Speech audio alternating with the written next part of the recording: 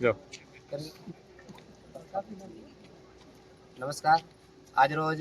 રાપર તાલુકા મથકે executive magistrate સાહેબશ્રીને અનામત OBC વર્ગીકરણ માટેનું આવેદનપત્ર કોળી સમાજના વડીલો અને યુવાનો દ્વારા આપવામાં આવ્યો. તારકભાઈ ઠાકોરે જે ગાંધીનગરથી જે મુહિમ ઉપાડી છે કે ઓબીસી અનામત સાથેની જે માંગ છે એ 146 જ્ઞાતિઓ જે છે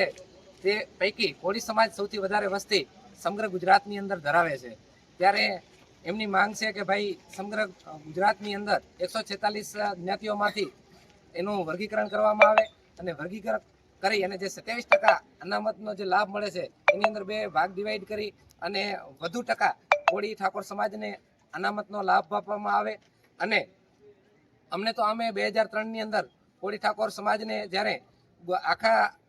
કચ્છમાંથી જ્યારે અનામતમાંથી અમને 2003માં નાબૂદ કરવામાં આવ્યા છે ત્યારથી કોળી સમાજને અમે ઓલરેડી અન્યાય તો થયો જ છે, પરંતુ આજે જ્યારે સમગ્ર ગુજરાતની અંદર તાલુકે તાલુકે અને જિલ્લે જિલ્લે જ્યારે આવેદનપત્ર દેવાઈ રહ્યા હોય અને અમને જ્યારે અનામત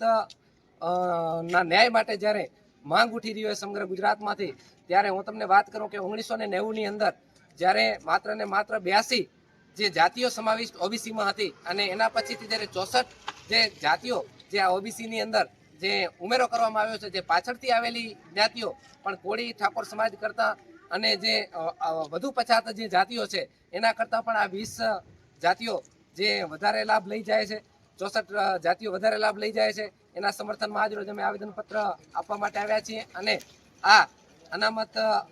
સ્વીકારે સરકાર અને જ્યારે ભવિષ્યમાં પણ આ બાબતે જ્યારે પણ લડત લડવાની થશે ત્યારે સમગ્ર કોળી ઠાકોર સમાજ કચ્છમાંથી પણ આ તારકભાઈ ઠાકોર સાથે ઉપસ્થિત રહેશે એવી અહીં અમે આવેદનપત્ર આપ્યું. અસ્તુ ભારત માતા કી જય.